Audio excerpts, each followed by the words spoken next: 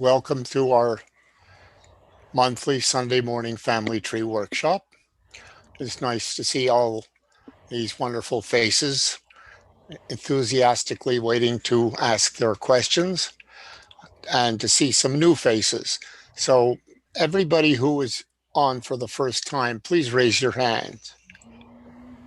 So, Okay, Lily, Tammy. Sarah, Leon, welcome. For those who are joining us for the first time, let me say that our first stop usually is with the newcomers. But more important is to understand what we try to start is the way we what we try to keep in mind as we have these sessions is how we can help people get to the next level in their research, whether it's just starting, whether you've been at it for a while, whether you're an expert like some of the people in this room who have been at it a long time and have done some amazing in-depth research of their family history. So I would like to start with the youngest member in the room, Lily. Um, can you tell us a little bit about what you're trying to find out in your family history? Okay, my maiden name is Frankel, Frankel. My brother's one listed in your who's who. And my mother came from Dinovitz, which was at that time in Russia. And she came with her father and three siblings. And her mother had died in childbirth. And my grandfather had a brother in Montreal who had a different name than my father, than my grandfather. His brother's name was different. My grandfather was Goodman, and his name was Perel, Perel. And I never could figure out why two brothers had different names. I did a bit of research and found out that my grandfather's brother had left Dinovitz before my grandfather. And at that time, the Russians wouldn't allow two sons from one family to immigrate or to leave the city. So what he did was he eventually bought the passport or the birth certificate of someone who died in Dinovitz. And that's how he came to Canada, and his name was Goodman. So there were these two brothers. One was, I think, it wasn't Perel, it was Huberman. And Huberman and my grandfather were brothers, and his name was Goodman. So that's what started one. And then my father came from Khatin, which was a town in Romania. And I've since discovered that it's no longer called Khatin, it has a different name. And that I found a cousin who was investigated, and she was the photography editor for the National Geographic, and she finally sought out the background. So I have an interesting sort of heritage, and I've been curious. So that's how I came to become interested. And that's when Aria suggested that maybe I should become involved with the Genealogical Society. I Okay, have a long history in the Jewish community, so Lily, let me just touch on a couple of things that you said. First of all, the story of two brothers with different names, that is certainly not unusual. We've heard different reasons for that. Um, for those who are doing research in Eastern Europe, what you all have to remember is that when names were adopted by Jewish families, in the case of Poland, by decree of Napoleon in 1808, 1822, the new laws came in where you could no longer use just the patronym, you had to adopt a family name.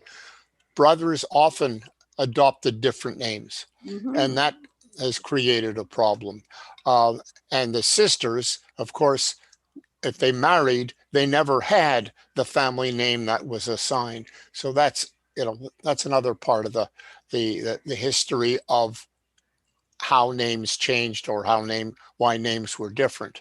Another thing that we also see is the fact that many of the names were in Russian during the Russian period, and the transliteration ended up with different spellings of the same family.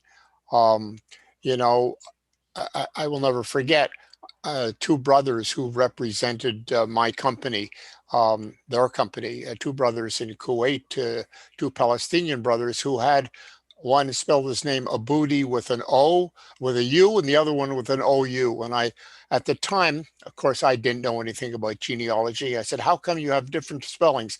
And one said, well, I interpret the Arabic differently than the other. So that was my first lesson in Jewish genealogy, but through the Arab world. The fact is that putting that down, your story of the names, you have children? Yes, I do. Okay, so getting that story down, putting it down in some way, writing it out is very important, because there's no point in doing history if it's going to, not be there in future. I So already did. I've started to write. very And good. that was the other reason that Aria thought it might be a good idea to become part of this group. And Okay. Well, let me say, because we have a number of people here who are joining today, that if you have specific questions about answering, uh, for example, you may have, you may know that your father or mother or whatever came, or whoever came to Montreal at a certain time. But if you want to know some specifics, we may be able to help you. thank you. Okay. And so we have other newcomers here today. Sarah, what is it that you would like to try to accomplish as a first step in family history? Um, I wanted to check, is this limited to Montreal or? Anywhere. Okay, so thank God I've had tremendous success since I've started. I've expanded my tree from what we thought was 20 to about 800 people, and I found every single branch. I just exploded with information, which is great. On my mother's side, we always assumed it was kind of just our people. We didn't think there was anybody else. Nobody knew there were any cousins, except that my two great grandmothers were sisters. So their children married each other. So that even made it smaller. And they were both, their last name, maiden name was Rocker. And I found, and one of my mom's cousins thought he had a name of parents, or I found something to look back. And I found on JRI a link, and I found her sister, the girl, my great grandmother's sister named Yehudis, who married a man and moved to France. When we got in touch with them, we had pictures of them, they had pictures of us. Perfect, this is it. I found they had a brother who I discovered because he signed somebody's naturalization papers. When I eventually got in touch with a bunch of grandchildren of this brother of my great grandmother's, who they lost touch with because he passed away very young. So I assume his wife just didn't necessarily make as much effort to be in touch with her sister-in-laws once her husband had passed. So the grandchildren that I spoke to had a piece of paper from their mother who said that her father, so my great grandmother's brothers, his uncle was a man in Cleveland named Samuel Yehoshua Rocker, who happened to be very important in Cleveland Jewish history. And he he published the Cleveland Yiddish Welt or something like that, the newspaper, but he also was the author of a Yiddish book called Der Sanzer Rebbe, because according to what he says and is believed, his father was a dayan in the Sanzer's Rebbe's court in Gorlitz, and his father's name was Fischel Gorlitzer or Fischel Rocker. We have this anecdotal evidence that this Samuel Yoshua Rocker was my great-grandmother's uncle. We have the name Fischel pilfered throughout, like every branch has a Fischel and a Fagel, which is their names. I cannot find any evidence that my great-great-grandfather, Tzvi Hirsch, was one of his sons. Somebody did a tree and listed that Fischel Rocker's son was there was a son, Yehoshua, who added Samuel when he came to America. And there was a son, Noah, who actually had some famous children.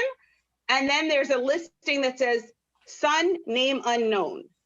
So I don't know. I've been looking all over. I've looked all over on JR. The only place I saw any reference to Herschel Racker, which would have been my great grandfather, was this marriage certificate for this sister Yehudis. Okay, hold on. I'm going to stop you there.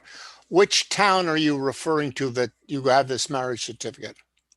So it was listed in the Krakow records. Yehudis is listed as being from Gorlitz. From Gorlitz. Yes. Okay. Unfortunately, the vital records of Gorlitz, as far as I recall, have not survived. But I'm going from memory. You know, what I can do is I'm going to share screens and we're going to check. So let me just share screens. Thank you. And what I'm going to do is I'm going to go to my master file on the Jewish records of Poland. Open. And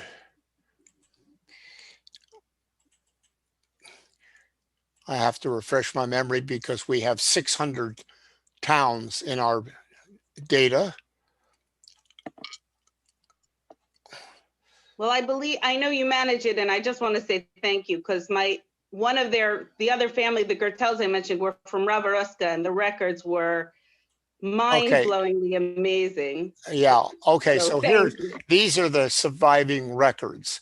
There's some court files, men called to work 1940, property records, school records, voters' arrests from 1907, 1922, 1928, and 1892 to 1919 births. Now, all too old. But I don't know what is online. So the next thing I want to do is find out what's online. And I have to, in order to get there, this is blocking me. Hold on just a second.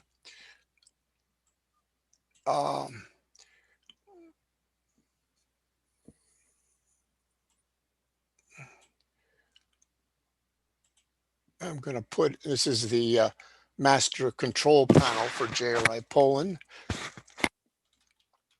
What's on? So the only thing that's online is the students. Therefore, what we're going to do now is go back to here and let's see if there's anything in the birth records. There's only 10 entries, so it's not going to tell us anything. And the reason there's only 10 entries is because the archivist in the Zhezhov archives found this sheet in another document.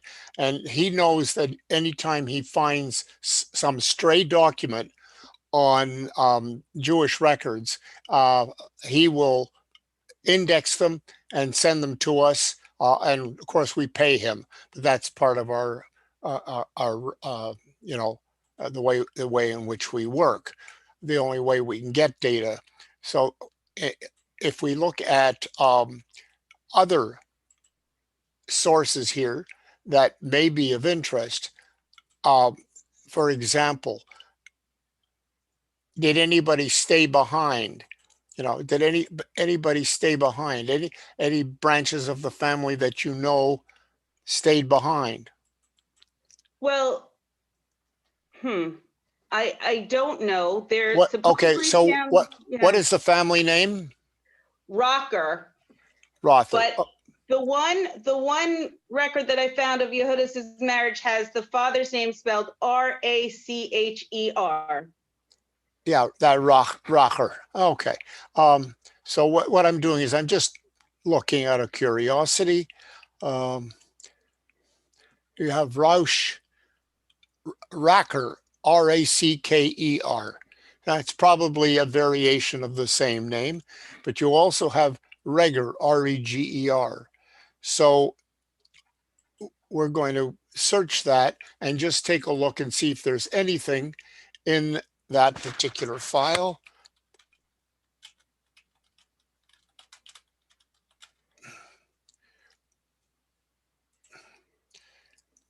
And there's 71 rows.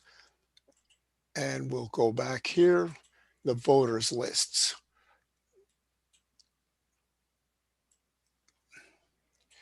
So you can see all these variations that might be part of the family. So if you write me privately, I will send you this file. Okay? Thank you very much. Can I just ask on that, if I can't find proof, how do I have enough circumstantial evidence with the anecdotal being told that this was our uncle, the Okay. names matching? Let me say the following. First of all, one of the first rules of the Jewish genealogical world, of any genealogical world, is not to duplicate effort. So have you looked at the family finder to see who else might be interested in that town or those names? I've spoken to quite a few people involved in it, and nobody's found. One person said he had Hirsch on his tree before I brought it up, but he has no clue where he got it because he's been doing genealogy since the 70s. But I see. everybody else said no, they don't know where. So you have been using the family finder and reaching out? Yes, I've been using different things. Yeah. No, I'm talking about the Jewish Gen Family Finder. I think I did. Okay, so I'll do it again. I have no problem with that. Well, let me share screens because this is a very, very important lesson in Jewish family history. So we're going to go to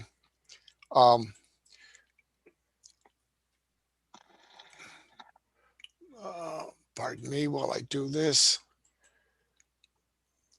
And oh God.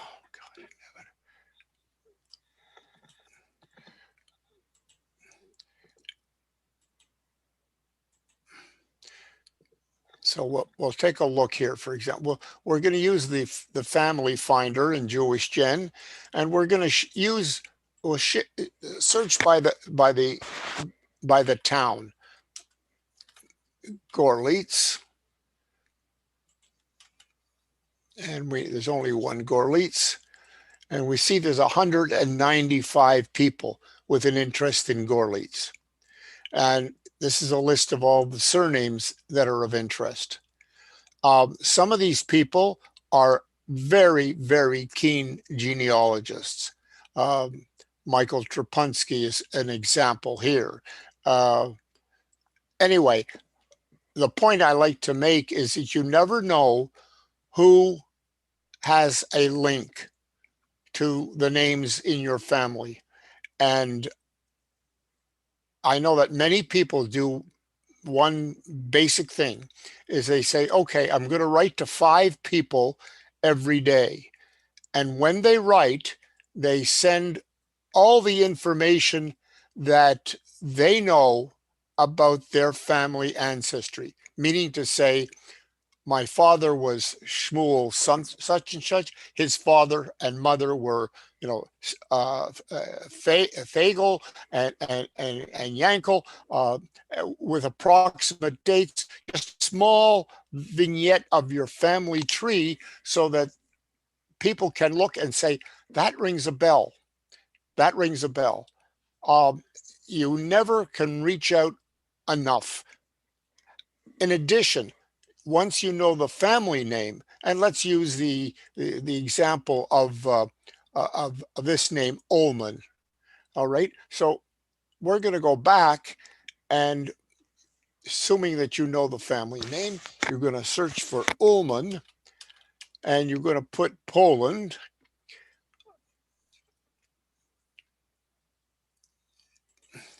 We're going to take out Gorlitza, and you'll see there's 27. But what's interesting is I look at all these locations, is these are all locations in the former Galicia. They're all within a same area of Gorlica. So here's Gorlica, but there's Novi Sanch, Jaslo, Boblova. These are all in the same area. So that's the other, not all of them. I mean, this one's from Łódź, but even though it's from Łódź, it could be somebody, that family that moved there from that Galician area. So it's important to focus on the name and nearby towns.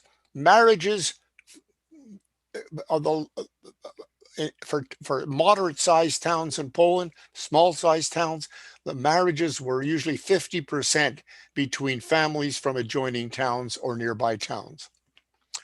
So we're going to now move on to somebody else, but I hope that was useful. Wonderful. Thank you. All right. So there's one other person here who's for the first time. I think it is where. It's me. Oh, yeah, Leon.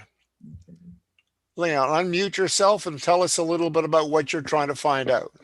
So thank you. I've done, or I have been doing some work with somebody that you probably know pretty well.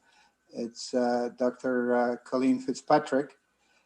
Who's that? I'm sorry? Colleen Fitzpatrick. Oh, yes, of course. Yeah, the DNA expert. Right. And I spoke to her just last night, and she sends her good regards. And I sent you actually a message. Sorry, I'm being a little, I'm taking the time to talk about something else, but I sent you a message on the chat. So if you don't mind looking at it, I'd appreciate it. Yeah.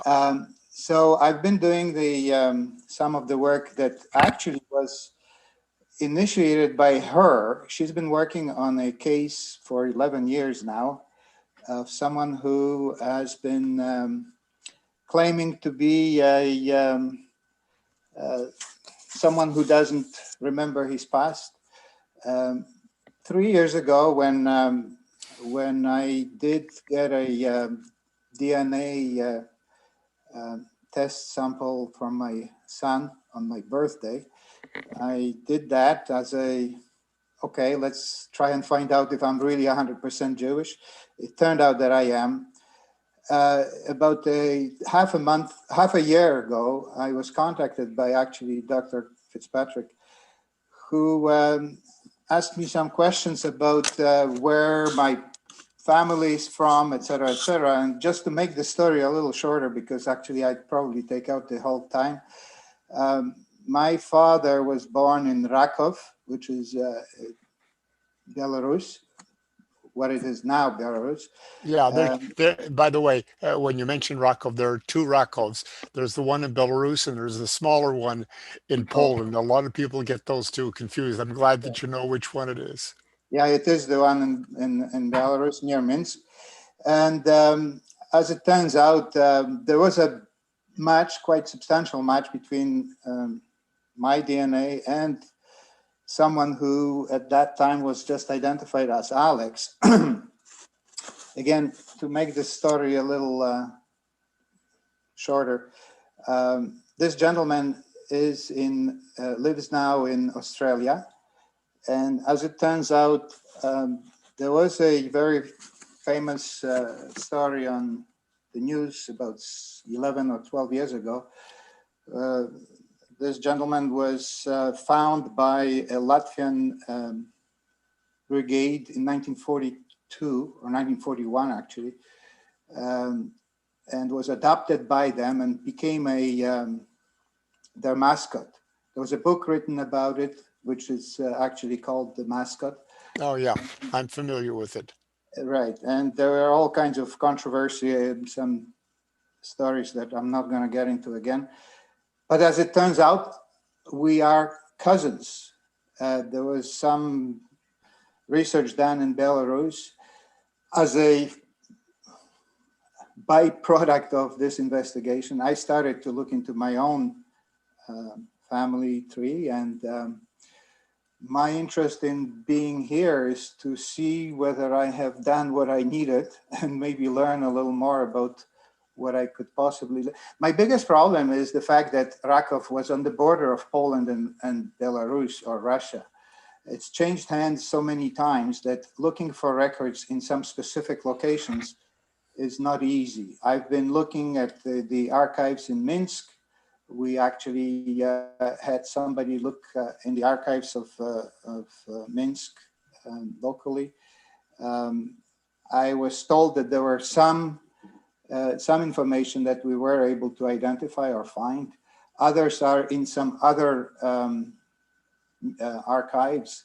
And I actually was even sent to the Lithuanian archives. For whatever reason, they claim that some of the records have been passed over or ended up in Lithuania, which again has nothing to do with Belarus, but somehow this is the point. I tried looking in Poland or Polish because I know that the records that I have been able to find, they were all in 3 different languages. They were in Polish, they were in Yiddish, they were in Russian.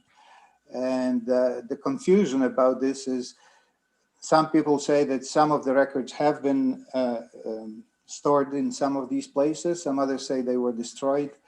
So I was able to identify a part of my family, which is my grandmother's side. And we went back all the way to 1700, which was amazing. I have never ever thought that I would be able to do that. Where were those records from? In Minsk, in the archive in Minsk.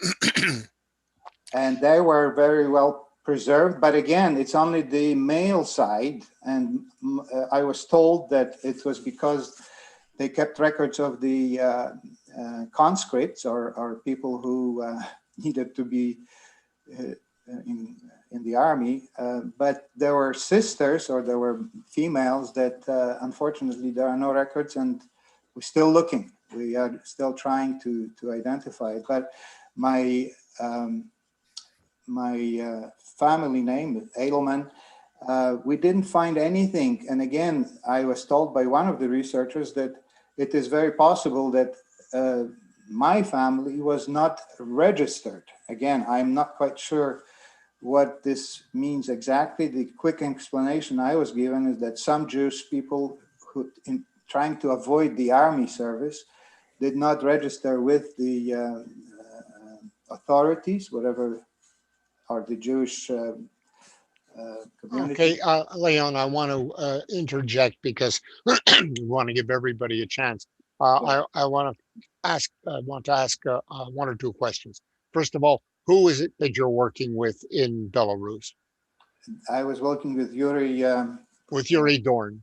Thorn, yes. Yeah, okay. So Yuri, I asked the question because Yuri is very knowledgeable, extremely knowledgeable. He's expensive, but he's knowledgeable.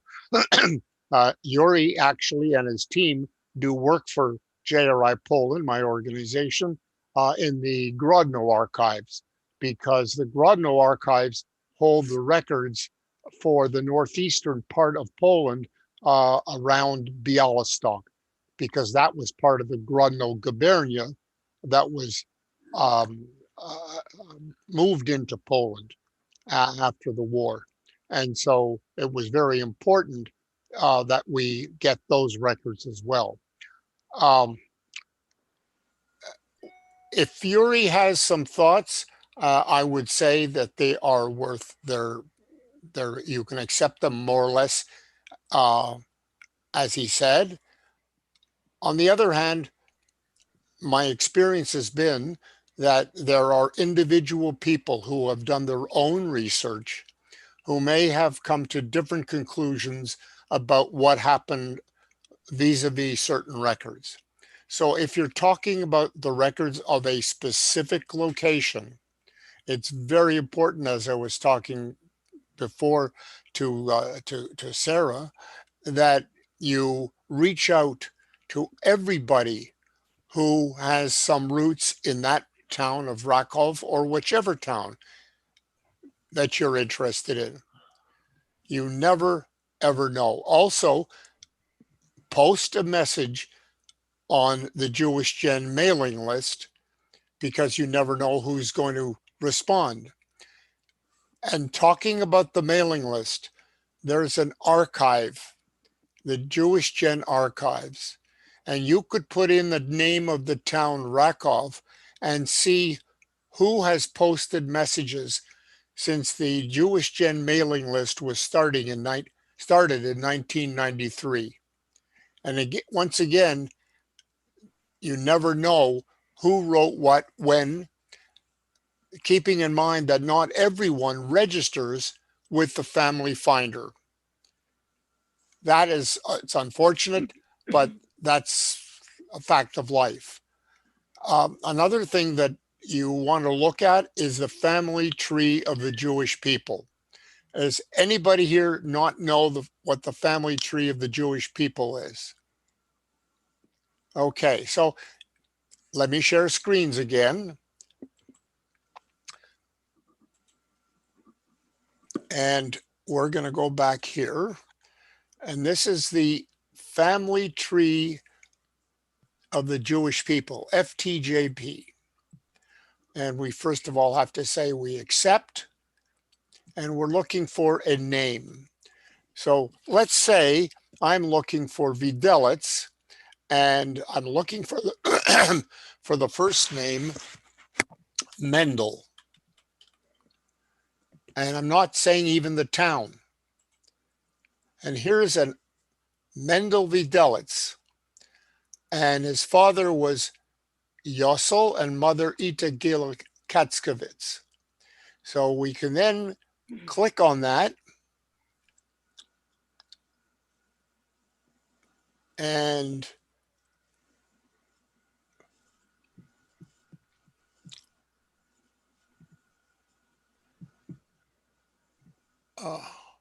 so here is what we see.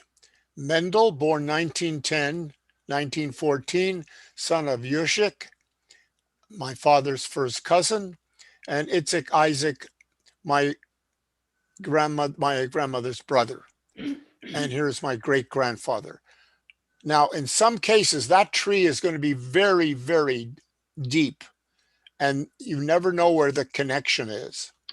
Another thing that I do just to build on this kind of thing is, and I will share screens again, when I find somebody who has a possibility of being a family, particularly through DNA, I send them this.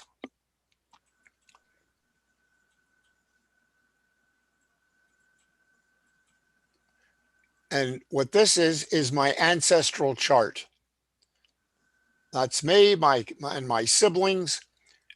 And you'll see that it goes up to my fourth great grandparents, so that people can look and say, oh, the name was Archer before it was Diamond, August Stover, or Rubenstein, Nuchemfshid, you know, Freimovitz, Novus. And believe me, I found a lot of Novus's family because there's only one Novus family in Poland. And if you have the mazel of having a unique surname, such as our Videlitz and our Archer, that makes it a lot easier in finding family. So create this, even if you have to create it by hand, create this ancestral chart and make sure that you put in dates. Make sure that people have some sense of where they lived and when they lived. Okay, so that's all I can suggest for you, Leon, because you're in good hands with Nuri, but at the same time, there are other people who know things because Yuri can't know everything. Okay. No, thank you. I appreciate it. And I think All it's right, exactly Vicky, why I'm excuse here. me. Vicky, go. Yeah, Stanley, Susan Sherman is here for the first time. Okay. Is We that don't- correct, Susan? Are you Yeah, there? that's right. Hi. Okay. Susan, do you have a camera? No, sorry. Okay. Well, for next time. Okay. What's your question, Susan? So I wasn't really sure what this workshop involved, but my mom was orphaned, so never raised with her family, never talked about her parents, and my parents are now deceased, but my mother, as best as we can tell, her mother was from Tomasov. Is that how you say it? The town in Poland? From There- Tomashov, okay? Tomasov. And the last name was Apple, Appel. We know also it looks like it was spelled in the records that I've seen, Apfel. But I've seen other people that I think might have been related to her mother, but we've never found a record of her mother. We know that she was Bessie. It looks like she came through Canada to the United States. Her name was Pesa on her whatever papers we were able to see where she was held in Canada before she was released to the United States to Oh, Michigan. when was your mother born? My mom was born in 1924. Okay, and she 1923. was born in Tomashov. No, my mom was born in the U.S. Her mother was born in Tomashov. So Okay, her mother, my grandmother. now do you know which Tomashov it is? Yeah, Lublinsky. Lubelsky. Okay, so there's Tomashov Lubelsky, there's Tomashov Mazovietsky. Yeah. So are you familiar with the fact that there are 20th century records available? Yes, and I've searched the records. I've had just like a friend help translate some of the records, and we found other people that we think may have been siblings and even potentially parents, but can find no record of her existence. Okay, well, hold on. When you say, what I'm saying is, are you in touch with the town leader? Yeah, I gave a donation and got, Okay, and who's the town leader? I think now it's Sonny Putter, but it was Is that Sonny Pooter? Putter, but I think it was a different person who I dealt with before him. He Yeah. took over Yeah. for the previous person. And so for everybody's edification, let me show you what Susan received from JRI Poland. So I'm going to share screens again. And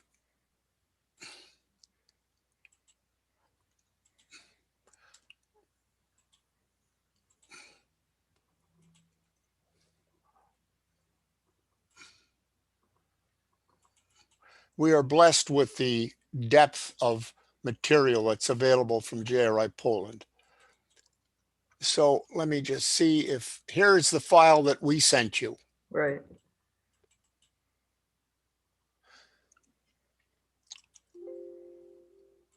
And so this shows that Susan is a qualified contributor to the project. And we see here all the records for Apfel and related families in Poland. So we're looking at a 1924 birth record. Is that you were talking about? No, she would have been born, it's her mother. So my mom was born in 1924. So her mother was born in the very late 1800s. She was probably only 20 years old at most, or 18 when she had my mother. We don't really know. Right. So I've seen like a birth year recorded in the late 1800s, something recorded as 1900. Yeah. Okay. So I don't know whether did we supply you with a file from the earlier years? What you saw was what I got. I think the more recent years, but then the other was listed right within on the website, I think. So. Well, not necessarily. Not necessarily. So we'll look for Apfel. So if we look here at what the inventory in this file goes up to 1913. If we go and look at what's available online, there were some years that were missing, right? Because they said. Yeah, well, that's unfortunate. The years that are available online, we see that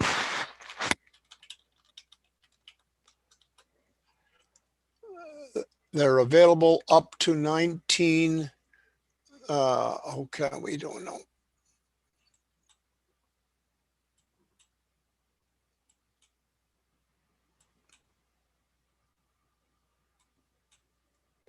Up to 1904. So there's 9 years of additional data.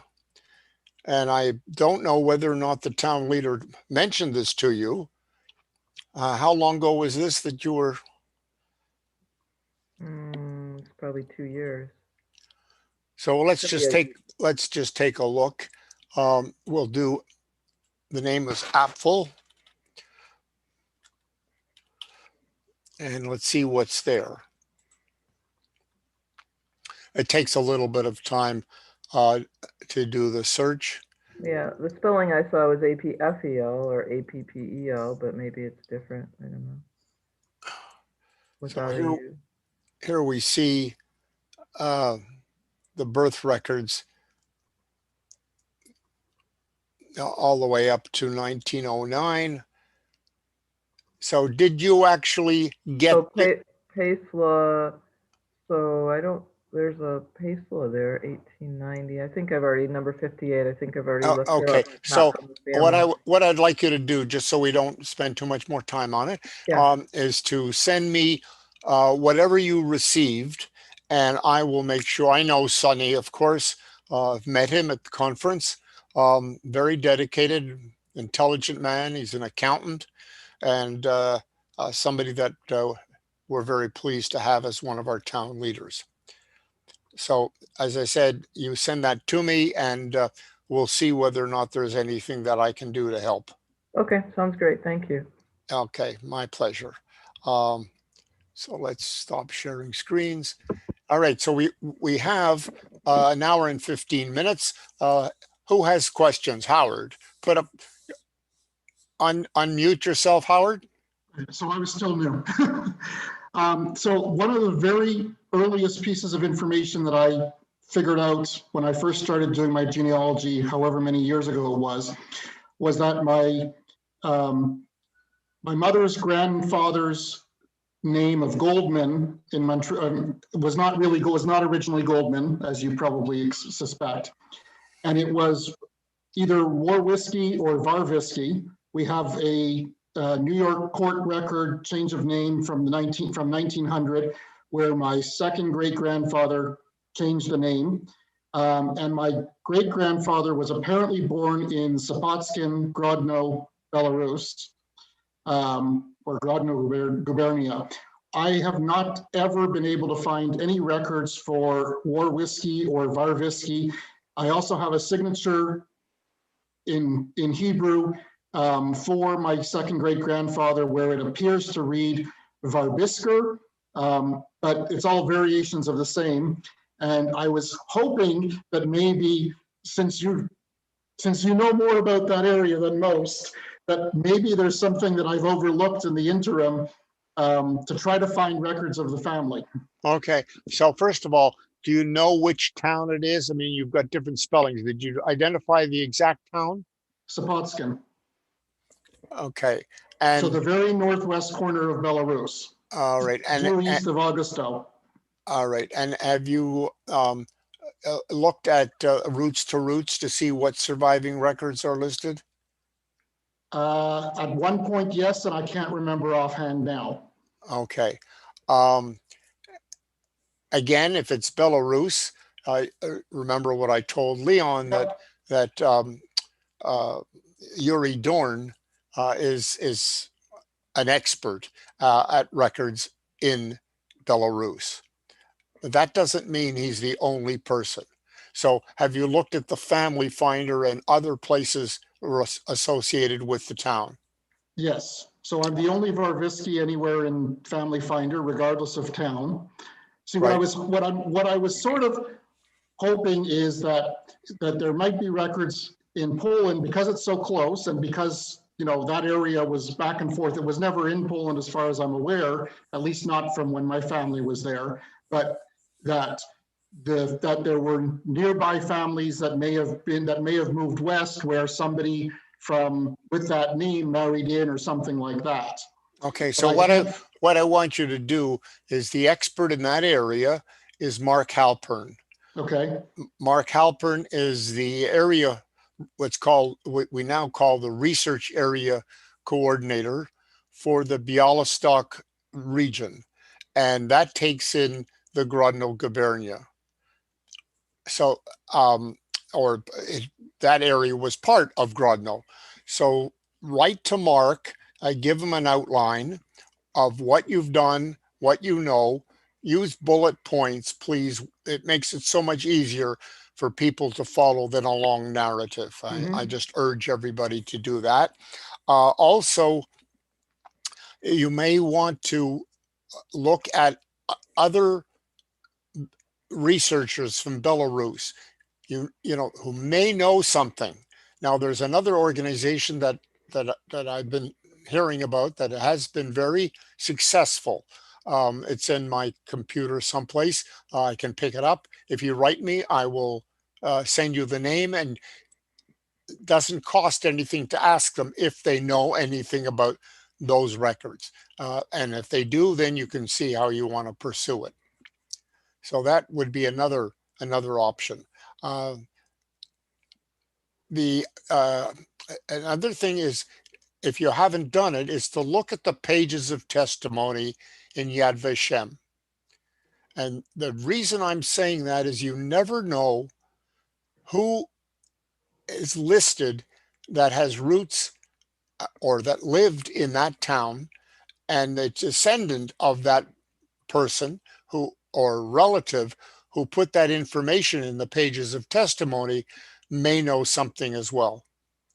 The same way you look at the Arlson records, you look at the Arlson Red Cross records, or the United States Holocaust Memorial Museum survivors and victims of the Holocaust.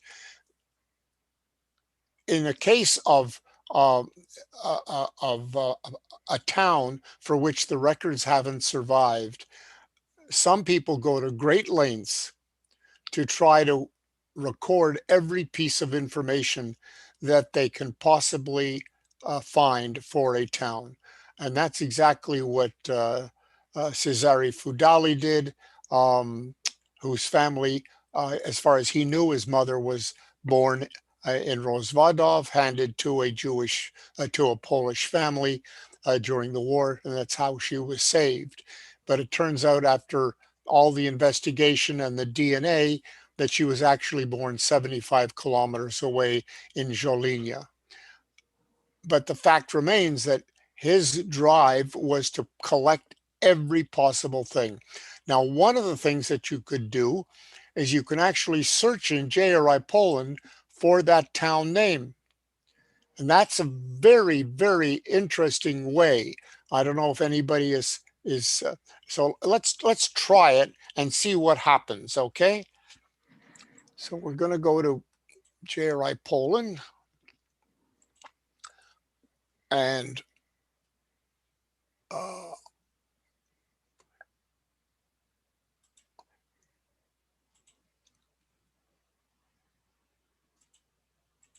search the database, and we're going to search by town. This won't give you the records from the town, but the records of people who were connected to the town. So how do you spell the town? S-A-P. S-A.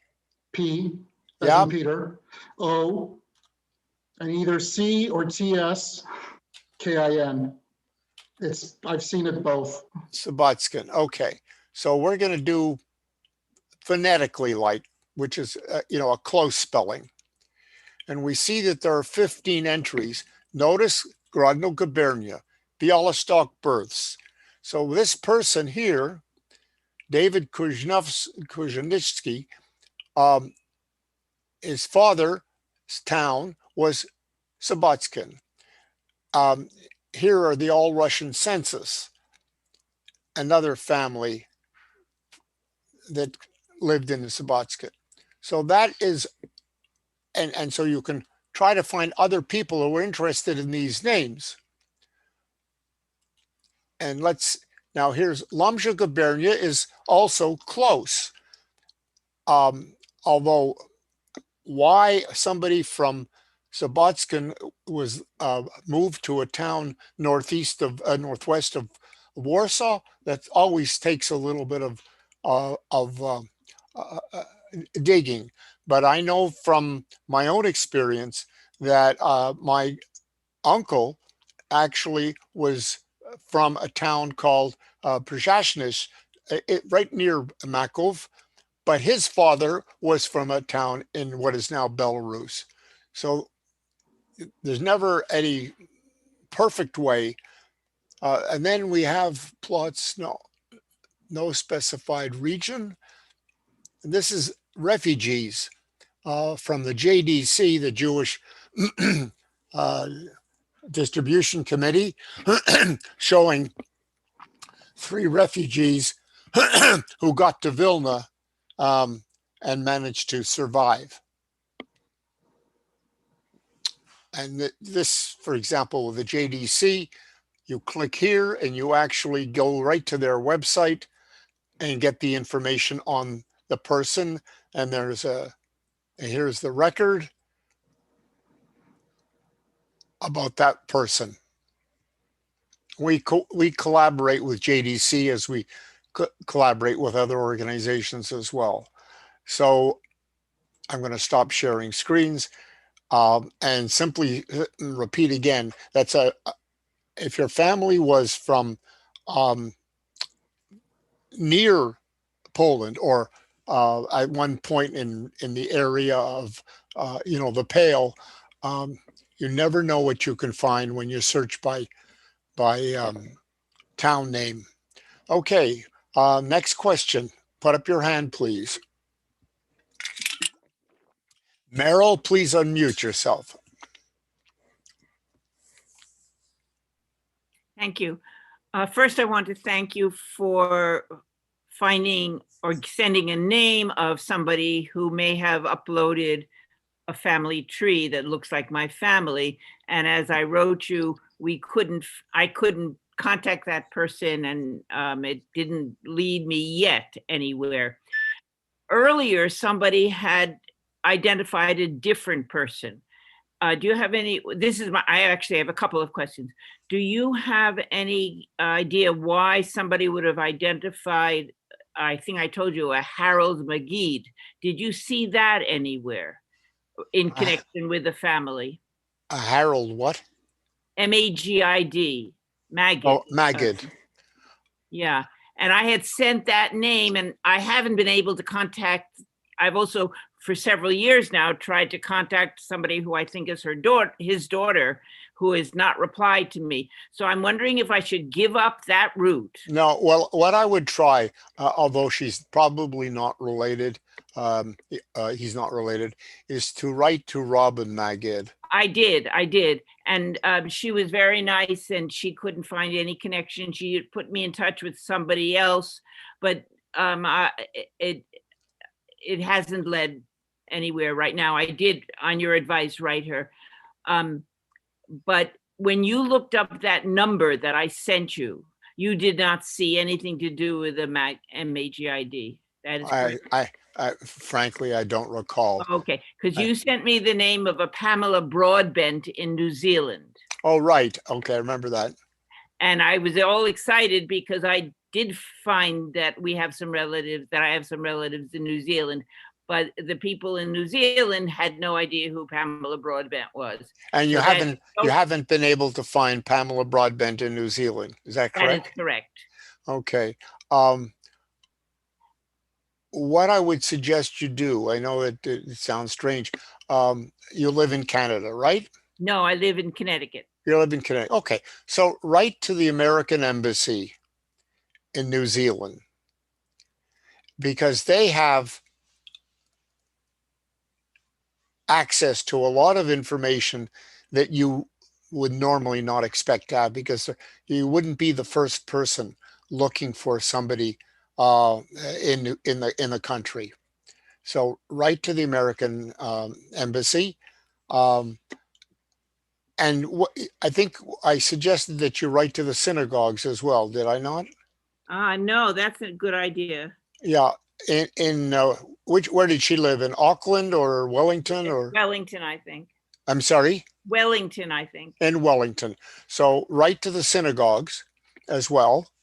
And also look for a JCC of some sort on the internet. Thank you. So it'll be a mystery then why I was given a completely different name some years ago associated with that Jewish gen number. Is that correct? Yeah, okay. The second question I have, in my inquiries with this newly found cousin in Montreal who grew up in New Zealand, who was part of that family in New Zealand, all of a sudden somebody there mentioned another cousin that I had never heard of. So even though I didn't find this Pamela Broadbent, now I'm on a new path, which is fascinating. And this is somebody in New Zealand? No, this is somebody who was born in Romania and moved to Israel. And actually this cousin in Montreal, turns out she had met them, they came to her wedding, and she had just forgotten about them. So it was interesting. It's a good example of how somebody who says they don't have any information all of a sudden comes forth with some details. Well, So Meryl, you raise a point that I've told people many, many times over the years. If you interview a family member, that interview is going to get their neural network starting to connect in ways which they hadn't even anticipated. And after 3-4 days, they're going to say, oh God, now I remember. So it's always useful to call them again, to contact them again 3 or 4 or 5 days later, whatever, a week later, 2 weeks later, whatever, and to say, have you given some thought? Do you remember anything else that you didn't share with me? And perhaps you tell them what they told you, so that that also sparks their memory. We reach a certain age when we just can't remember an old friend's name. In the middle of the night, that name comes back to you because you've started something going in your head. Thank you. So I just found out this information yesterday. I took this name of this cousin, put it on Google, and boom, I got a Genie record that my cousin in Montreal says is the person she was referring to. So I got more information than I expected instantly. However, the Genie, it says it's an active account, and the person who uploaded that information last was there, according to Genie, is October 2020. Now, my question now is, how do I contact that person? I'm not a member of Genie. And then also in the same site that I got yesterday, there's some MyHeritage with even more information. I'm not a member of either MyHeritage or Genie, which I know I could be, perhaps, but is there any way I can get information about who uploaded? Andres, hold on just a second. Go to the Jewish genealogy portal on Facebook. Yeah, I'm a member. Okay, and post that. Does anybody know who that person is? Whatever it is, one of the very involved people with Genie is oh God. Yeah, like I said, I've got the lawyer involved with Randall Schoenberg. Randy. Okay, so Randy Schoenberg, as you may know, is the lawyer in the story of the woman in gold. No, okay. I didn't. And Randy is a very, very active genealogist. Comes to all the conferences and all the rest of it, and he is a Genie maven and always promoting Genie, et cetera, et cetera. So I wouldn't address the question directly to Randy, but he'll see it. Okay, thank you. And why would I not try to contact him directly? Because he'd say, why don't you subscribe to Genie? Oh, okay. Thank you. All right, Andres. You have to unmute yourself, Andres.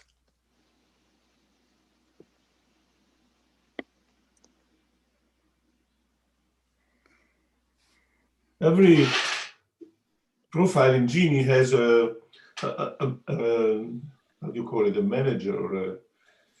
So if you click on that, you don't have to have a subscription to Genie to do that. You open the profile and it says there, contact administrator.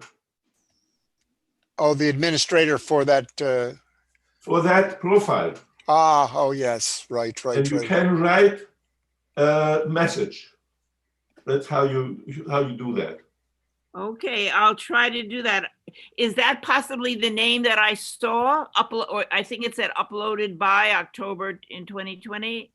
Well, October 2020, the person with still active. Can you give me the name? Yes, I think so. Let me get right back. Do I have time? Can I go back to that or come back to you? No, you come back to us later, okay? Yeah, All right, Okay, I'll let you know when I come back to you. All Okay, right, I'll try it. Thank you. somebody else have a question, raise a hand. If you are not showing your photograph, so, Susan, did you raise your hand, Susan? Susan, yeah, go ahead. Okay, I signed up a couple weeks ago for one of the Jewish Gen mentorships. If anyone's familiar with that, it's part of their educational program. And I've been working with somebody on basically a Lithuanian South Africa connection. Long story short, my great-grandfather came to the United States. Another relative ended up, he was in Philadelphia, another relative ended up in Baltimore, and somebody supposedly went to South Africa. And that branch of the family has eluded us, for 100 years or close to it. My father spoke of a letter that came from a cousin, Dora Ronde, when he was born in 1930. And I've been trying to I've worked the angle from the Lithuanian side, Rond was the name, and from South Africa, Ronde. And I found actually a Sussman Rond, who ended up in South Africa, and I found records of his children. I just don't know if he's related to my family. And I've checked trying to find in South Africa records for this family that's very limited. There's a few burial records in Johannesburg, and I found absolutely nothing on any descendants. They just seem to have died off, and that's it. So I'm just wondering if anybody has any ideas for from the Lithuanian end or the South African end of, what I could do. Okay, so usually it's better to start at the bottom and work your way up the family tree. So you know that there are people in South Africa that you're trying to connect with, correct? Correct. I Okay. believe so, yes. I'm sorry? Yes, I believe so. All right. And you have names. Yes. Okay. Who are you specifically in touch with? Well, that's the problem. All of this Sussman's children, I believe, are deceased now. Within the last 20 years, let's say, and I can't find any records of their children. Okay. So marriages or have you been in touch with any expert South African researchers? No. I've asked on Facebook, and people have thrown out the usual sites to search, Roots Bank, and it's set Jewish Gen, but nothing has come up from any of that. Okay. So his name escapes me for the moment. Dr. Oh God. Yeah. I know who you mean, I think. Saul Issaroff? Saul Issaroff. Yeah, he's on my list. Okay. Write to Saul. Okay. And tell him that I suggested. I've known Saul for 25 years or 20 whatever years. He's a wonderful, wonderful man. He lives in England, but he's really extremely knowledgeable. And so he may refer you to Jordan Oslander, but I would start with Saul. They have been to Lithuania. He's from South Africa. Another thing, basically the same thing that I was saying before, there are Jewish organizations that have some records, synagogues and places like that. do you have a Sussman family? You may have a daughter whose, name has changed, and that is a descendant of the Sussman family. So, Mhm. okay. Okay, thank you. All right. Next question. Oh, Merrill? Well, I can just give some follow-up. When I went to that site, it said that it was a private user. And when I clicked on Content Profile Manager, they asked me to join Genie. However, my heritage, there were some little links for my heritage, and I have 3 names for a website and a site name and a name attached to it. So I can just follow up on that, but I just wondered if you or Andreas had any suggestions about What are these? Are personal names of people? I think so. I mean, I just discovered one says Leibovitchy website, and connected to that is, I think, a name. And then there's a Roman Christo, and then there's a Lair website and a name associated with it, Hanan Lair. Yeah. Okay. Those are all my heritage. Yeah. Like I said, sometimes you have to find a workaround and find somebody who is a subscriber to give you some help. Stanley, I see Leonard's Roth has his hand up. Virtual hand. Where is this? I don't see this. Leonard Roth.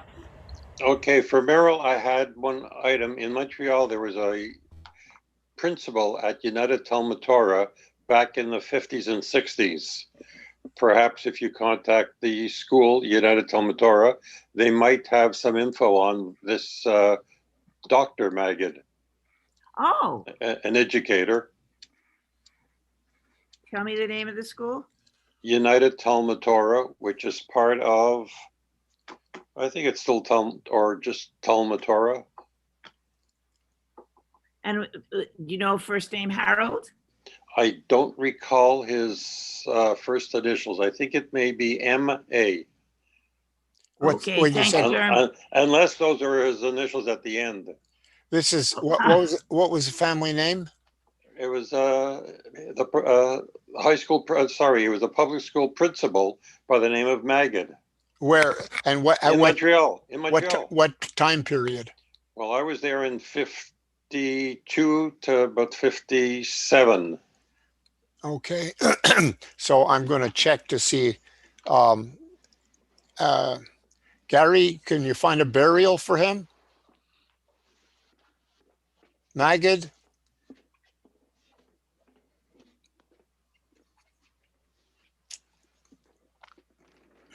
I can't hear you, Gary. Oh, okay. What's the name again? Magid, M-A-G-I-D. Well, first of all, thank you, Leonard. Because this is the first I've heard of Montreal associated with this person. Well, Magid is a common name, a generic name taken by many different families, because a Magid is, a Hebrew word for a. What's the given name? Okay, on the family tree, it was Harold. His name was Melech Magid. Melech Magid. Okay, Melech? Yes. I remember him. You're muted, Gary. I keep on trying a different way. Okay, so he died in 1977. I don't know. He was born in 1894. And what is his first name? Melech, M-E-I-L-A-C-H. But, me giving you his name is only, I'm just telling you the name that I was told to look for. So I understand. If you want, I can share my screen. There we go. So okay. There it is.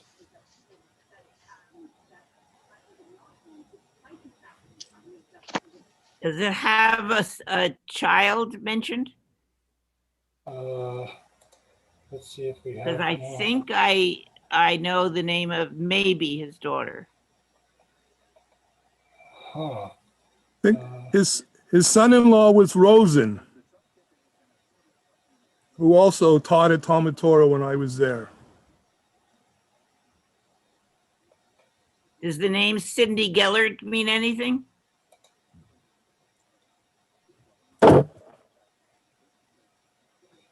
So he is next to Yocheved. Magid. His wife. So there she is. Yeah.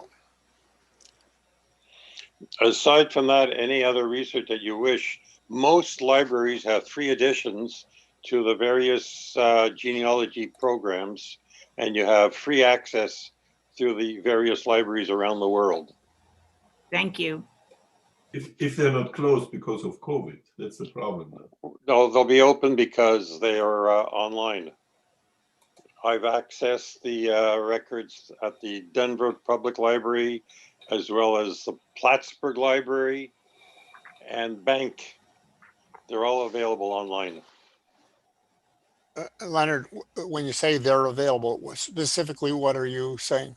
Which are? Well, if I go to Bank or to the Denver Public Library at Bank, BANQ, through their site, you can access the various records of my ancestors and some of the other genealogy sites without being a member. You have free access. There are library editions that libraries use. Usually you'll have to be a member of a library, such as if you're a member of the JGS, Jewish Public Library of Montreal, you have access to the old gazettes. That's the Gazette, but also other libraries, or maybe even the Jewish Public Library has access to MyHeritage, perhaps the Genie site and Ancestry.com and other research areas. Well, the Jewish Public Library has, access to Ancestry.com, but again, you need to go there. I don't know whether you can go through the online. So I'm not saying I'm surprised, but thank you for sharing that. Yeah, the online access, by the way, for the Jewish Public Library Ancestry, they've canceled. They said they couldn't afford it anymore. Okay. So I tried to access it. But Leonard, I'm really surprised.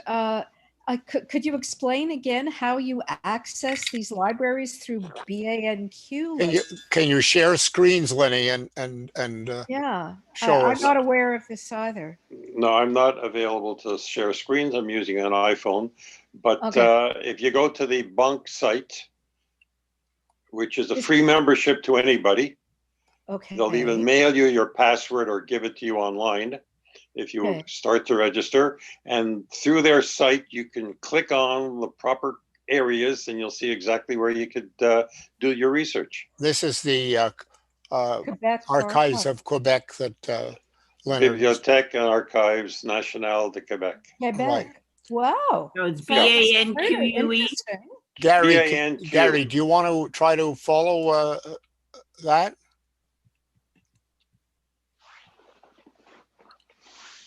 Sure, I could give it a try. Okay, share screens and show us. In the meantime, Merrill, if you give us the name of the profile or the person that you're trying to contact on Genie, I'm a member. And if you give me the name of the person in Israel, I can just try and look it up in the phone book for you. Thank you. Susan, Sure. Do you want to put your email in the chat and I will be in contact? Sure. Okay. That's great. Thank you so much, all of you. That's great. Okay, so now we're looking at the Library and Archives Quebec. Let's switch to English. Len, do you have any ideas? I haven't done it in about 2 months, but I mean, should you search a library by name in the search box? or a place by name or? Put in Jeannie or put in My Heritage. I don't know. I have no idea what to do. Up in the search box, up, yeah, that one, see what happens. Okay, now I would need to know what to type. Type My Heritage. Or Okay. type, yeah, or I was thinking type Plattsburgh and see if the,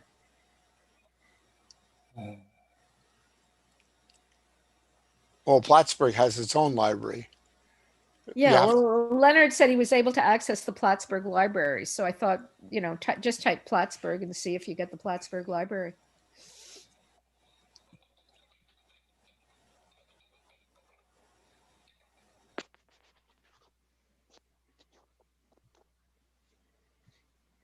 Books. Huh.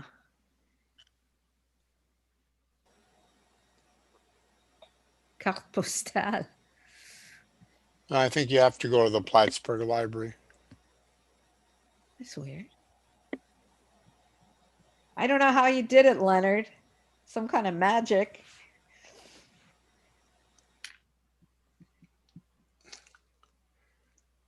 You want to type in the Plattsburgh Library, Gary? Or Clinton County. Or Clinton County Library.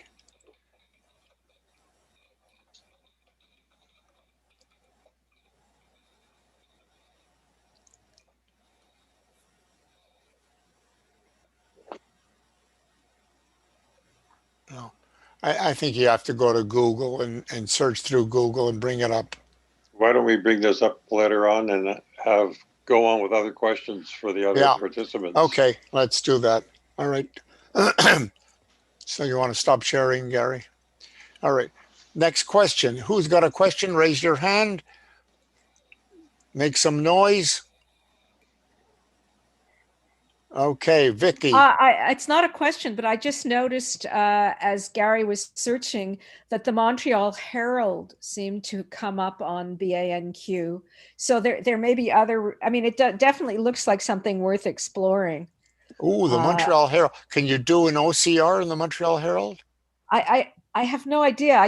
It just flashed by on the screen from Gary. I'm not sure exactly what you could access, but I saw the words Montreal Herald. I remember that. Yeah, it has dates on it. It's from 1857.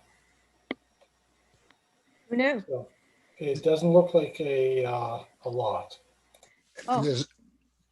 So it doesn't have the more recent editions of the Montreal Herald. When was the last edition?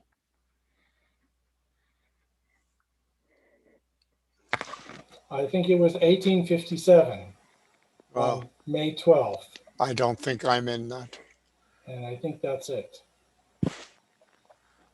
Okay. Gary, do you want to show the who's who in Canada? Who's who in Canadian jury? Sure. This is something new, folks, that we've just put up, and we're looking at seeing how we can share the information. Okay, so this is on the home page, and You want to share screens? oh, I share screens, and then I don't click OK. There we go. Okay. So this is on the home page. It's a news item, member benefit. Here's a couple. Yeah, I should note that this is for members only. There are some benefits of becoming a member of the Montreal Jewish Genealogical Society, and this is one of several. Okay.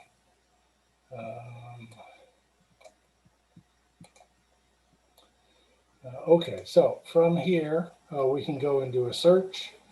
I'll search for someone I know. So there's the surname Victor, And that's my great uncle, William V. Victor. The V is for Victor. His name was William Victor Victor. Don't ask why, but we can look at that page. Let's see. So we can look at that page, and that's what he looked like.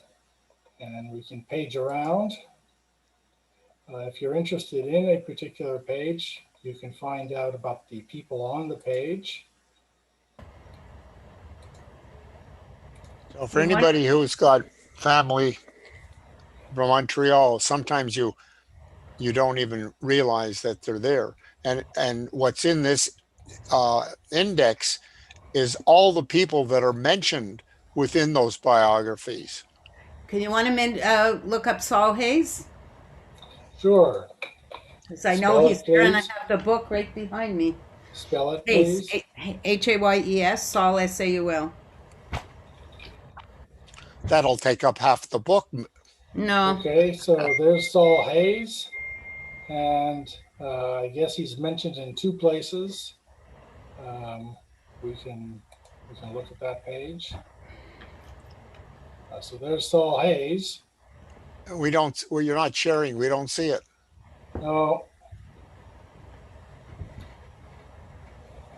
I mean, I'm gonna stop sharing and start sharing again. okay. Somehow it lost track of what I was sharing. Winston's naked. Oh, Okay, Sorry, so go ahead. now you should see Saul Hayes. that's my father. Okay. Now, if we go back to this, we can, hold on. I think it's this. And there's Marilyn. There you go. So it names family members, and I think it's named twice. We could look at the other page. We looked at. Very interesting. They Page have my 428. grandmother's maiden name is Singer and it's Signer. Oh, really? I can correct that. Oh, wait. Well, Was that Jenny? Oh, it's Signer. Relative. I should There were two mention, Jenny Signers. Yeah. I should mention that the book is not completely consistent. My father isn't in there. He was president of just about every possible Jewish organization in Montreal. And he has a big entry in Who's Who in World Jewry. He has entries in North American Jewry, and he's not in this book. And so, you know, if someone is not there, it doesn't mean they didn't exist. Is this just for 1965? I think it was republished in 67 as well. There were, I think, I know of 3 editions, 1963, which is smaller, and 1967, which is exactly the same except for the cover. And I have Does the information relate only to that year, or is it? Because No, I mean, it's these are biographies, so they cover, you know, somebody's story. I have 65. Gary, has anyone else mentioned that their family that should be in there is missing? well, I Oh, didn't but find. anyone could do that. Look at Pascal. There's an Yeah. idea. Yeah. There's going to be a lot of pages. And I have 2 connections to Pascal. I didn't try There- that. There are no biographies for Pascal. See, it's same deal. Pascal was should be in there much bigger. But my father, when what's his name? Gave a lecture to our society about Montreal Jewry. He told us, and I was not aware, that my father donated all the land from the Jewish Public Library all the way through to the Jewish General Hospital, that he donated it to the Jewish community of Montreal. And he's not in this book. He founded, he was on president of all the Jewish organizations in Montreal. Click on Norma one time or Pascal. another. It's crazy. She's married to Maury Gelfand. Let's see. They She's they only rented. mentioned in someone Yeah. Yeah, else's the page. name just shows up in someone else's biography, but there's no major Pascal Yeah, entries. there's That's Morty. right. They rented our upstairs on Dalu Avenue. Did you click on Cecil Pascal or Cecile?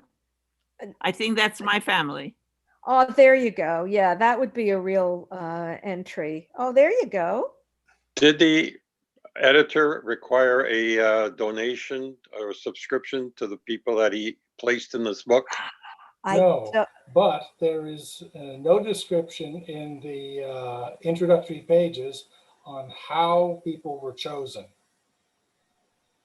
Well, this is a B'nai B'rith book. Well, my So father it was was- president. My father of wasn't a B'nai member of B'rith at B'nai one B'rith. point. I mean, Maybe it's he was. insane.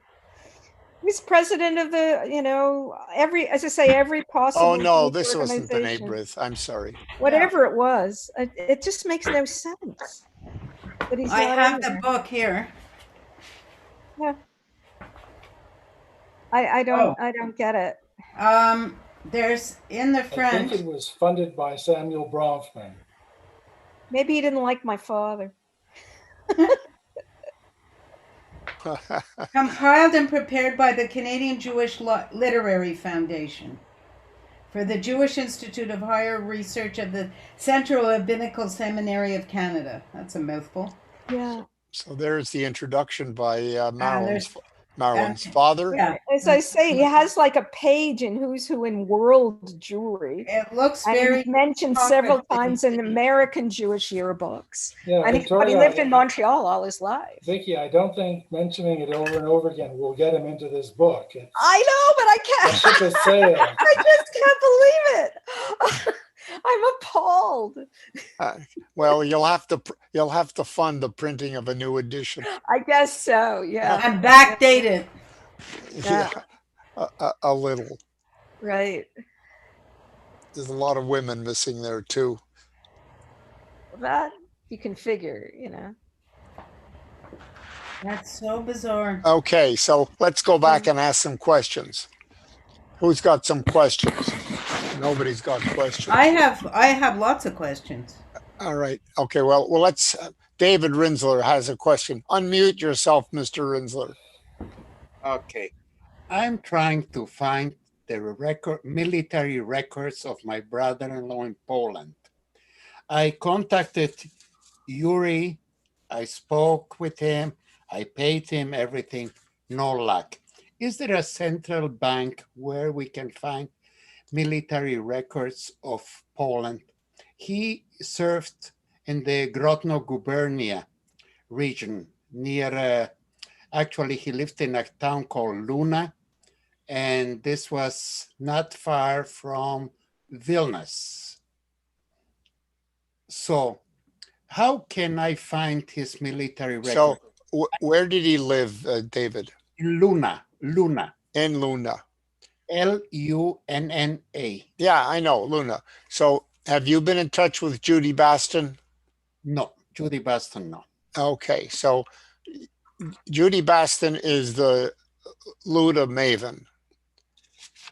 Okay, she's also on the executive committee of JRI Poland. jrbaston@aol.com. Repeat, please. jrbaston@aol.com. And you could mention you're a friend of mine. And also, she may be aware of where there may be some military records. Now, the military records that you're interested in are from the First World War or the Second World War? Second World War, 1936 to 1938. Okay. So at that time, Luna was part of Poland. Correct. So there is also the military archives in Warsaw, in Warsaw. The problem with military records is that you usually have to know the battalion or the division that somebody served in. Now, I don't recall, David, did you have a photograph of this man? Yes, yes, I have a few photographs of the people In uniform. in uniform, correct. Okay, so I would send that to the military archives in Warsaw. I'm not. I can send that to you. You can Google it and find it. That's one of the options. The other is to hire a researcher in Warsaw. But right now, all the archives are off limits. The reading rooms in the archives in Poland are off limits. And what I heard yesterday was they don't expect to actually have, excuse me, have them reopen until January. While we're so that those are the two options that I would look at, David. Okay. Okay, thank you, Stanley. Yeah. While we're at it, I'd like to show everyone something that I discovered yesterday, which was a revelation for me in terms of this particular research, but also in terms of how you never know where you're going to find information. So some of you may remember the name Wolfond. Mel Wolfond was at McGill when I was there. Turns out I'm in touch with his daughter. We made the connection afterward. And she's trying to find out what happened to her great-grandmother in Poland during the war. And so what I said was, look, let's build a family tree. Let's see what we can find. And I was absolutely amazed. And let me show you why.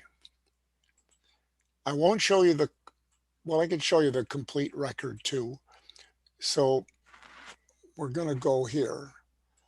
So I first of all, I wanted to find her, the marriage record and birth record of her great grandmother. And so, pardon me,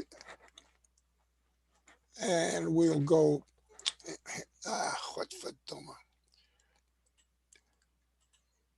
and we'll go to the town where she was from. And that's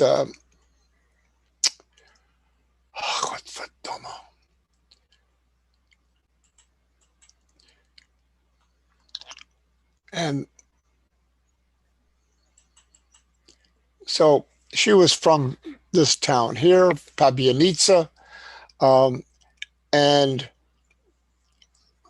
we found the record. So I'm going to go to the record and not start looking through all this right away.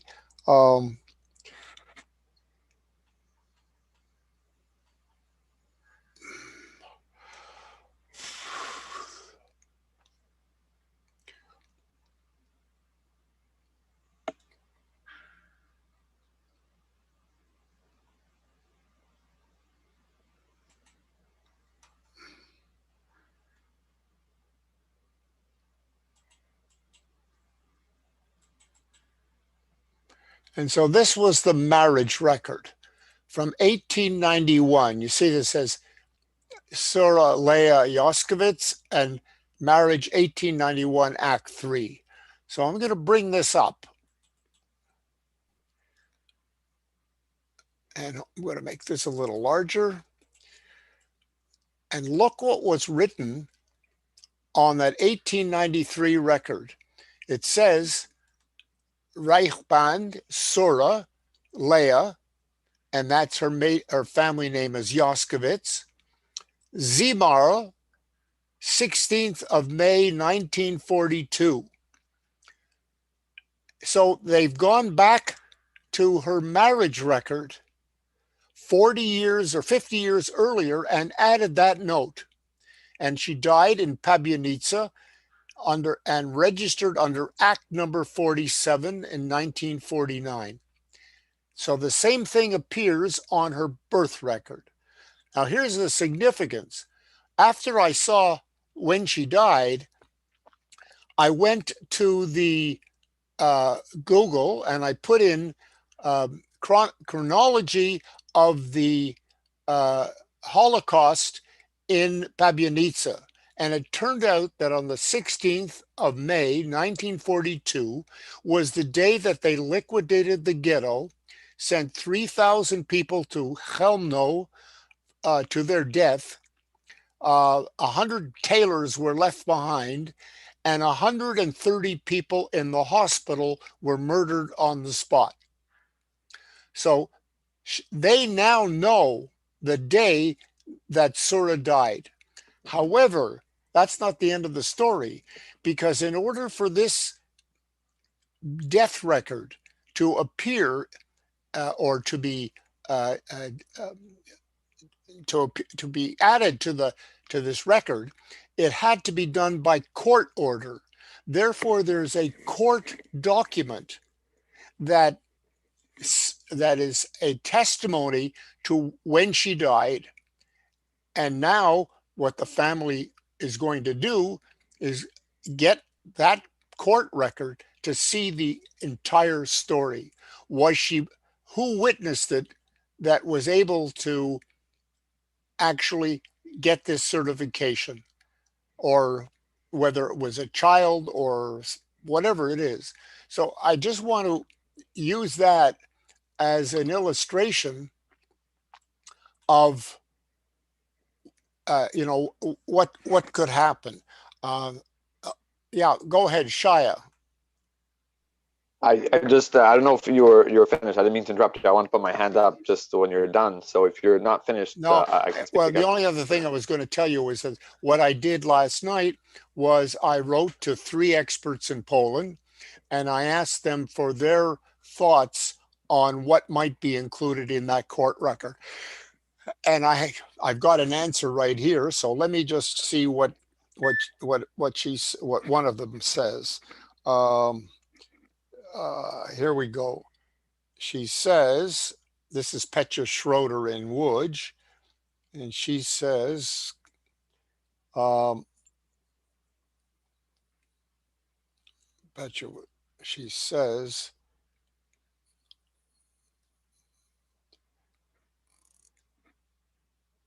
the note, a family member must have gone to court, the Sadgrojki, to have Surale's death confirmed. The notation at the bottom also says death was it. That was, yeah. Is the date shown 26 May 1950, the day that the Act 49 was entered in the book? She said yes, based on court records. And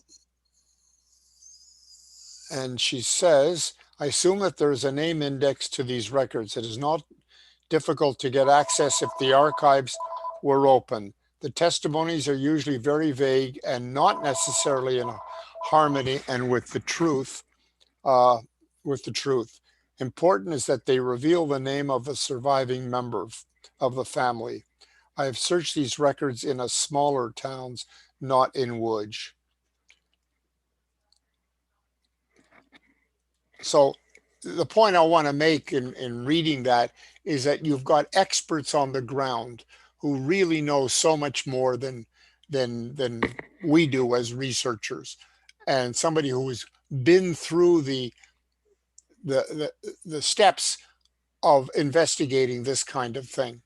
So if you've got family from Poland, that's why I always say every record counts. You never know what's been added to the record in later years, whether it's a correction.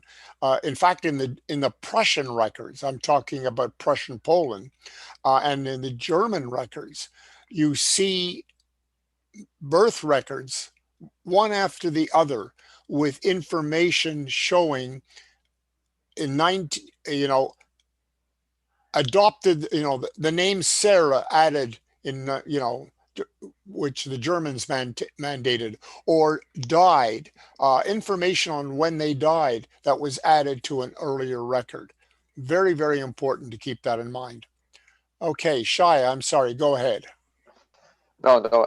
I just wanted to add two parts. One is the follow-up is the end of it would be a question, but I don't know. Obviously, it costs. I use Ancestry, and I have the newspaper archives. It's about $11 a month, and I found it extremely, extremely helpful. And the most recent one was last week. As you know, the last name of my grandfather, I don't know where he came from, and it's an ongoing thing, but we're focused on finding it. But I did find him an obituary that listed him as a court interpreter in the 1910, 1911, 1912, all the way up to 1617, because he was a master of 8 languages. That's what the obituary found. So I found that obituary, and everything matched up. And then I continued to look in the newspaper archives, and I found a news article that refers to the pogrom in 1906 in Bialystok, which Mr. Peter Daniels speaks up to Mayor Ekers and says that he just received information that his sister and her 3 children were beaten to death by the Russian, whatever they were, army. And so my question to follow up with that is, how would one, and I looked for the pogrom, and there's a monument there that they have that lists the names, but how would one find more information of someone's name, because she was married already, Peter's sister, so we don't have Peter's original last name, and we don't know what her married name was. Is there a way to focus on a particular, I'll say, pogrom that happened to find out more information? How would one go about it? Where was the pogrom? In Bialystok. In Bialystok. Well, I would first of all write to Mark Halpern, Okay. who is a JRI Poland town leader, because he may very well be very familiar with the pogrom. He may be familiar with documentation about the pogrom. Certainly the Bialystok archives would likely have references. These things just didn't happen and people forgot. They were documented. You know, for example, when I saw the books of residence in my town, it said from Abba Videlitz in the notes that was added later, died in bus accident in Sadovna. It was like, oh my God, bus accident? It turned out that there were about 30 people who died in this bus accident. And it was in all the Polish newspapers. And it's 3 pages in the Yisker book, listing all the victims as well. This was something that was highly unusual. I mean, bus transport only started, let's say, in the 20s in Poland, and this was 1934. So it was like today we see in the newspapers an airplane crash. That was the same kind of like, oh my God, and everybody starts looking down through the list, and of course it's like all Jewish names. It was a bus that started in Lomża and went down the highway and picked up people all the way on the way to Warsaw. So, like I said, that's one of the things. You might also try going to the Polish State Archives website and look for the translation in Google of of pogrom, etc. And I would put in, well, let's try it. If anybody have anything else to say or do, let's try it and see what happens. So I'm going to share screens.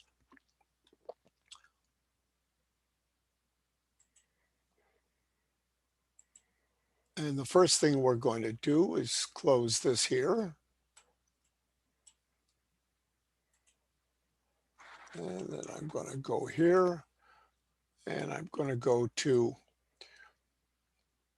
DeepL, which is a more sophisticated It's called DeepL translation program than Google.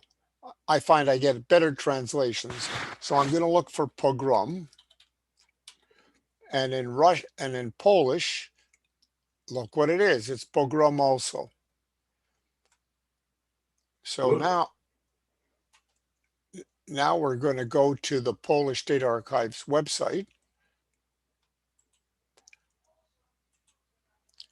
And I'm going to put in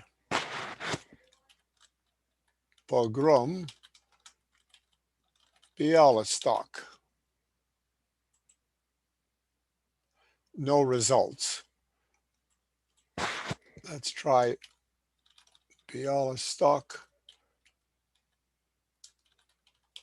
pogrom.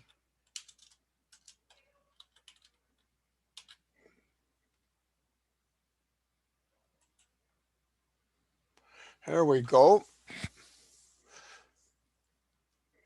And we'll translate that into English.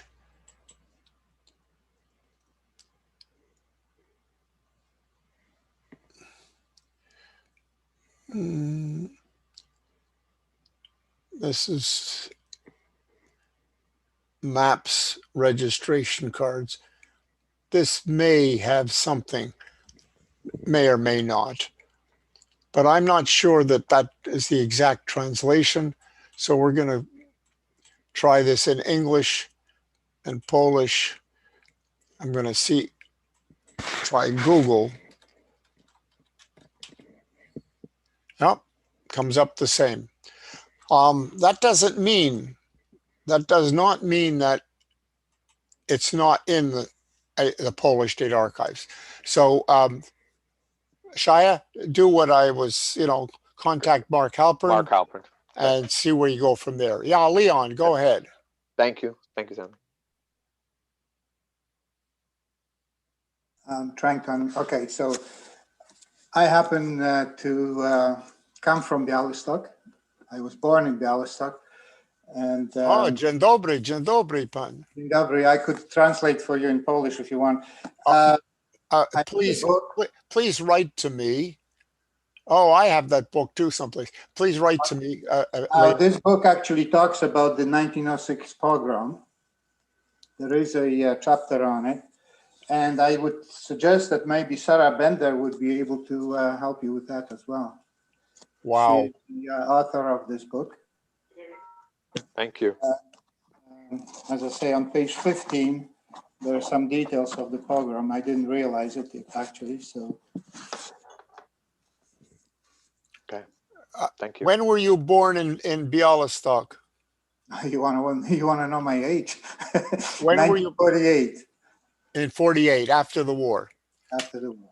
Okay, because I just want to let you know that JRI Poland has indexed many of the 20th century records of Białystok that are not online. Okay, I didn't realize that, but I mean, I know everything about myself from 1948. Oh, no, I understand. But were your parents originally from Białystok or not? No, they were actually from Belarus.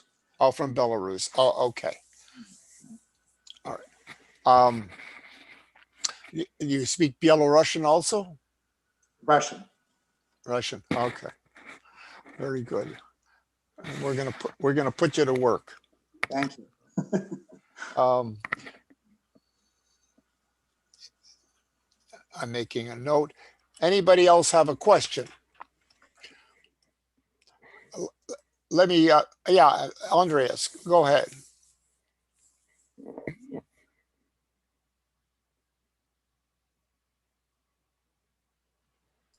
I want to follow up.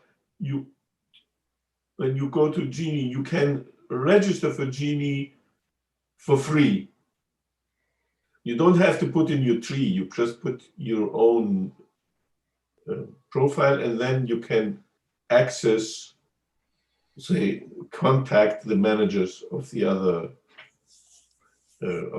profiles. Thank you. I assume that was a follow-up for me. Thank you, Andreas. Yeah, Leon?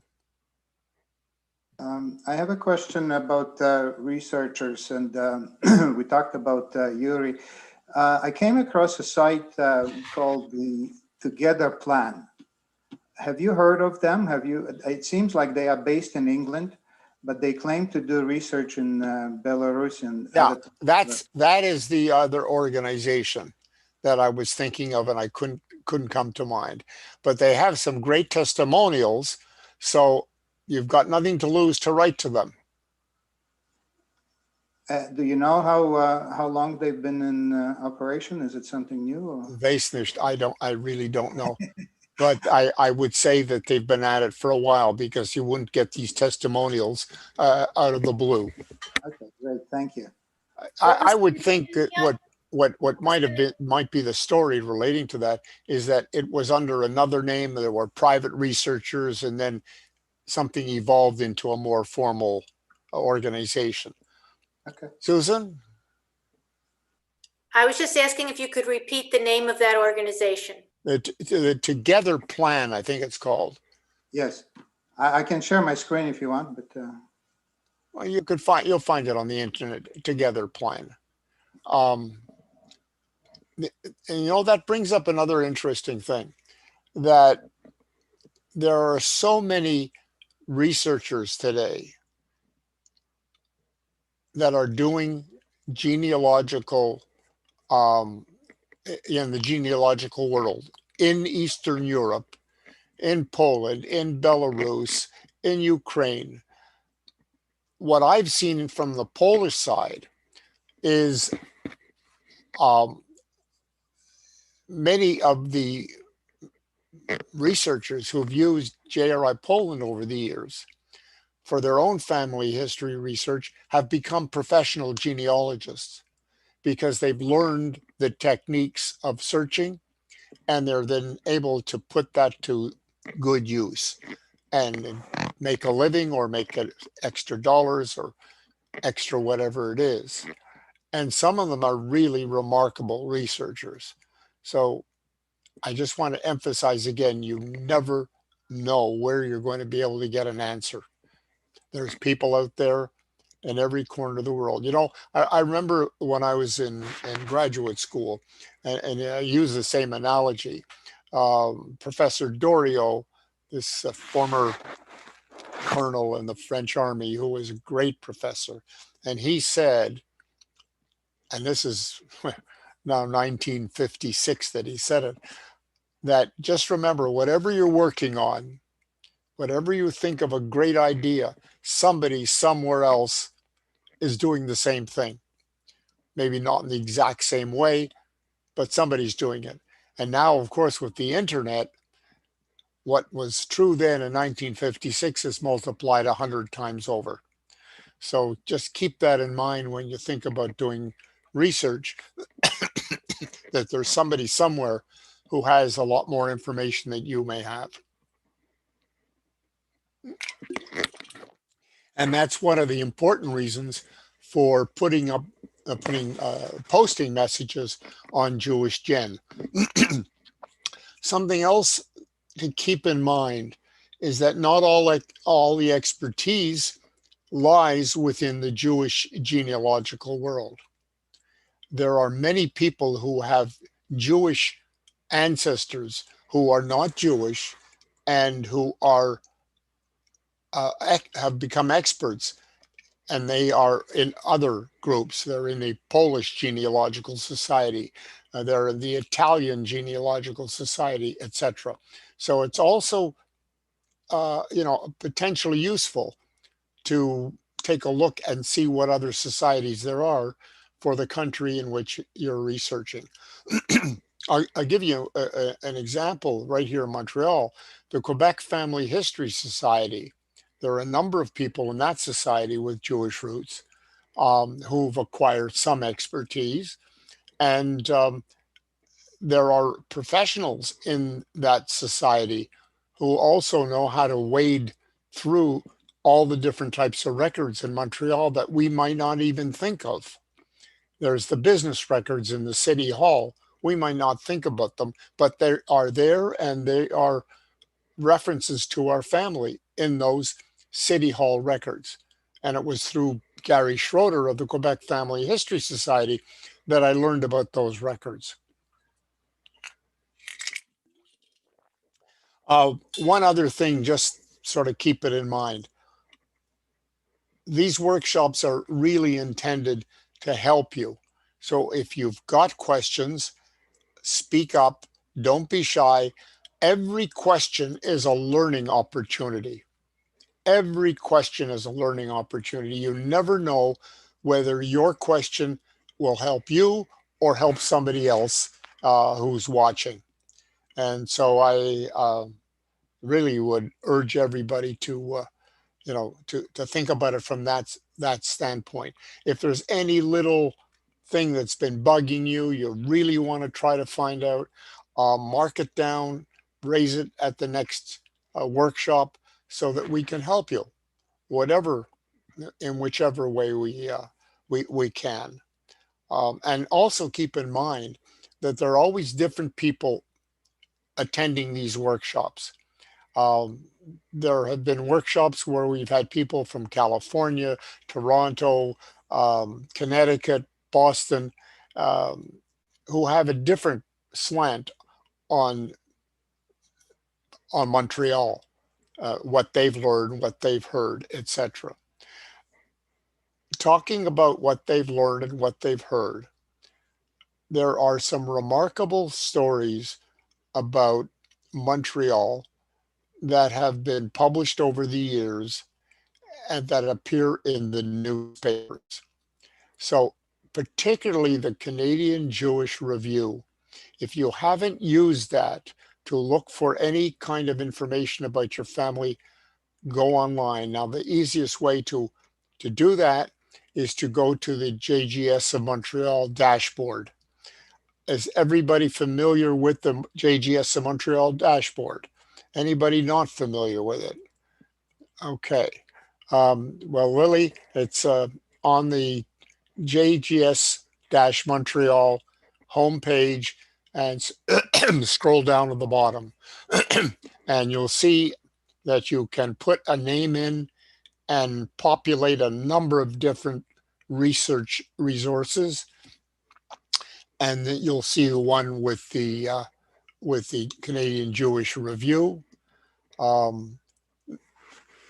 There is another easy way to do that, but start that way and see whether or not your own name comes up. I must tell you that years ago, Alan Greenberg sent me an email and he said, "What role did you play in Snow White and the Seven Dwarfs?" And I said, "What? How did he know about that? How did he know about that?" And he pointed it out, and it was an article from 1941 in the Canadian Jewish Review about my sister Shirley's production, 16-year-old sister Shirley's production of Snow White and the Seven Dwarfs at Schwartzman's farm in Joliet. The funny part about it for me, and this is what I thought was a revelation, I remembered that, but I remember I was in a carriage. I was sleepy and I was supposed to be snoring all the time.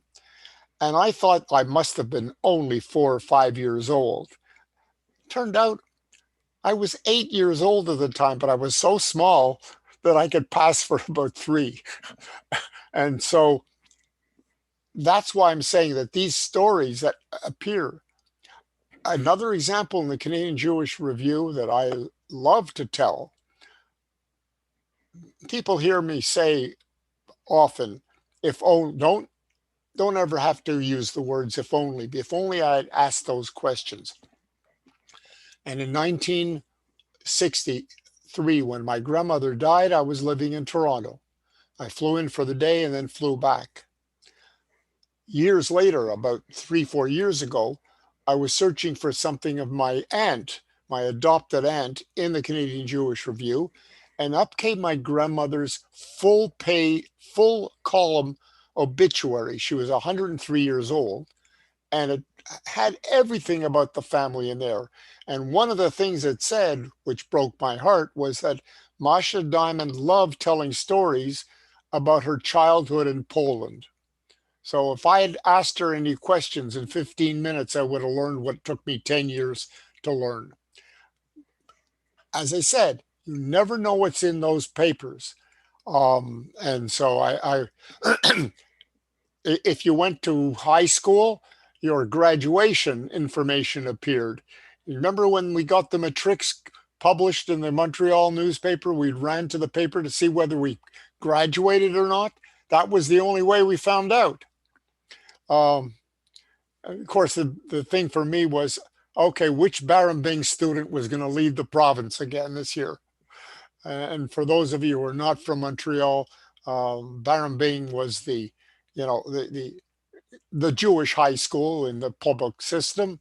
And it was inevitable that one of the top students and many of the top students would have been from Barambing.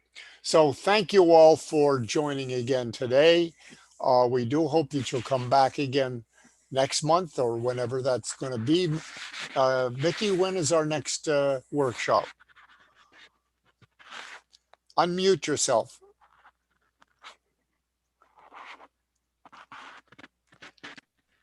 We have not yet set a date, but as soon as we do, the information will be posted on our Facebook page and our website, and notifications will be sent out to all of you who are on our workshop mailing list.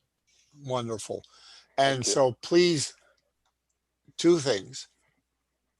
Come prepared with a question, or if you wish, send your question ahead of time if it involves a little bit of research. Thank you all. Have a good day. Stay safe. And Happy New Year if we don't talk to you soon. Bye-bye. Thank you, Stanley. Thank you very much. All right.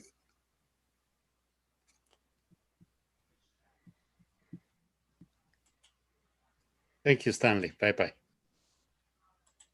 Fascinating, really interesting.